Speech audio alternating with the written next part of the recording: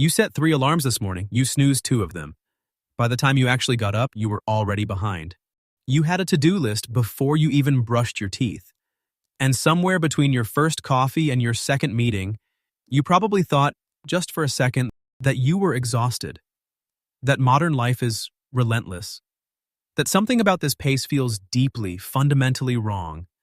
You were right, but not in the way you think. Because for most of human history, the vast, sprawling, unimaginable majority of the time your species has existed on this planet, your ancestors didn't have to-do lists. They didn't have meetings, they didn't have deadlines.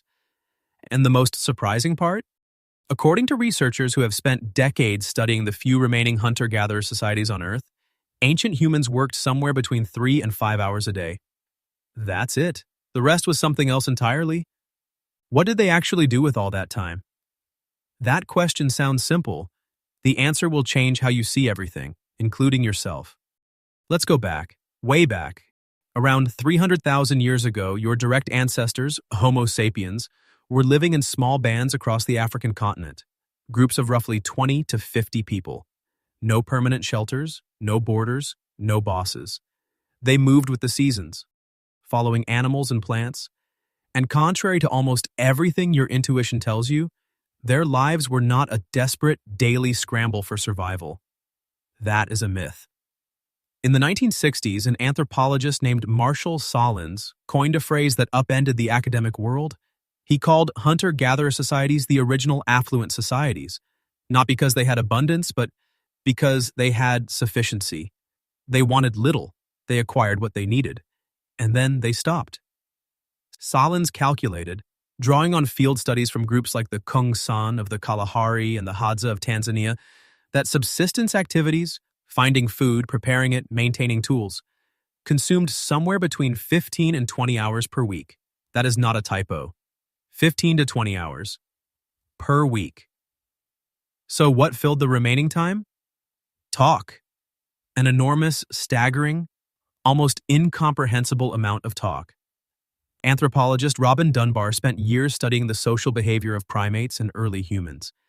And what he found was that conversation, gossip, storytelling, sharing information, debating group decisions, was the central occupation of ancient human life. Not hunting, not gathering, talking. Dunbar argued that language itself evolved primarily as a social bonding tool, a way to maintain relationships across a group too large for the physical grooming that primates use. Your mouth, your words, your instinct to tell someone what happened to you today, those are ancient technologies. Older than agriculture, older than fire-making, older than pottery. Your ancestors gossiped, enthusiastically, about who was sleeping with whom, who was trustworthy, who had cheated on a trade, who was a good hunter, and who always seemed to miss. In a world without contracts, without courts, without police, reputation was survival, and reputation was managed through talk. Every conversation was, in some sense, a political act. They also played. That surprises people.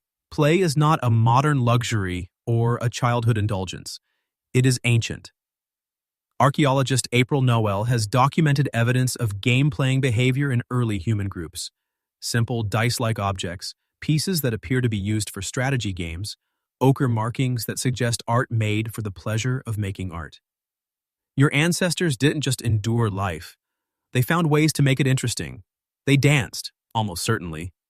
Ethnomusicologist Joseph Jordania has proposed that rhythmic group music and dance may have served an evolutionary purpose beyond entertainment, a way of synchronizing group behavior, raising collective courage, and creating what he calls a battle trance, a state of shared focus that reduced individual fear and increased group cohesion. Every culture ever studied in every corner of the world has music and communal movement. It is not a coincidence, it is a feature, a deeply embedded ancient feature of what it means to be human. They slept differently too. Sleep researcher Jerome Siegel led a landmark study in 2015, analyzing the natural sleep patterns of 3 hunter-gatherer groups, the Hadza in Tanzania, the San in Namibia, and the Tsimane in Bolivia. He found something that should disturb every person reading this in a darkened room at midnight. These groups didn't sleep 8 hours straight. They didn't follow a rigid bedtime. They slept in alignment with temperature, going to sleep roughly 3 hours after sunset when the air had cooled and waking naturally before dawn. They napped. They rested. They treated sleep not as a block to be completed, but as a rhythm to be followed. Your chronic, grinding, modern insomnia? It may be less a disorder and more a mismatch, a clash between an ancient body and an artificial world. Between work and sleep, there was maintenance, but maintenance meant something different.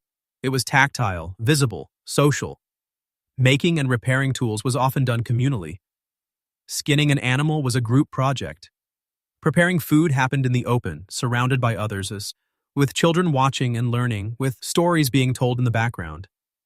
Nothing happened in isolation. The idea of sitting alone in a room doing work while your social life waited for the weekend, that experience would have been genuinely alien to your ancestors. Not uncomfortable, alien. A concept so foreign it might not even compute. This matters more than it might seem at first, because your brain, the actual physical brain inside your skull right now, was shaped by that environment, not optimized for this one. Cognitive scientist David Geary calls this the mismatch problem. Your nervous system was calibrated for a world of small groups, rich social contact, visible progress, physical activity, and regular recovery. When you feel restless in a meeting that should have been an email, when you feel anxious despite being objectively safe, when you crave a walk even though you don't need to go anywhere, those are not signs of weakness or distraction. They are the murmur of an ancient body sending signals that were designed for a different landscape. Your ancestors also had something we almost entirely lack. They had what psychologist Mihaly Csikszentmihalyi would call flow, the state of being completely absorbed in a task that is just difficult enough to be engaging, but not so difficult as to be overwhelming. Knapping flint, the craft of shaping stone tools, required extraordinary concentration, fine motor control, and pattern recognition. Archaeological evidence suggests that master toolmakers spent years developing their skill. It wasn't labor, it was craft. And craft, as any potter or carpenter or programmer will tell you, produces a specific kind of satisfaction that pure productivity cannot replicate. Here is the part no one talks about. Ancient human life was not without hardship. There was hunger. Real, serious, dangerous hunger. There was violence, sometimes catastrophic. There was grief and loss and sickness and cold. Your ancestors were not living in paradise, but within those constraints, they had something that is genuinely difficult to name in modern terms. Call it coherence. A life in which your role was clear, your relationships were constant and close, your body and mind were used in the ways they were built to be used, and the passage of time was marked not by a calendar but by the turn of seasons and the arc of a life. You spend more time managing information about your work than actually doing your work. You spend more time alone than any human being in history was designed to. You have access to more food than any of your ancestors could have imagined, and yet you eat it in front of a screen without tasting it. You communicate with hundreds of people and feel inexplicably lonely. These are not personal failures. They are structural mismatches between what your body expects and what your life provides.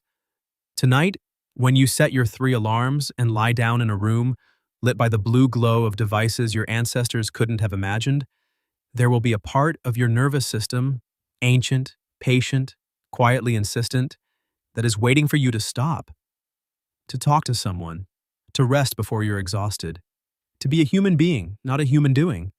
That part of you has been waiting for about 300,000 years.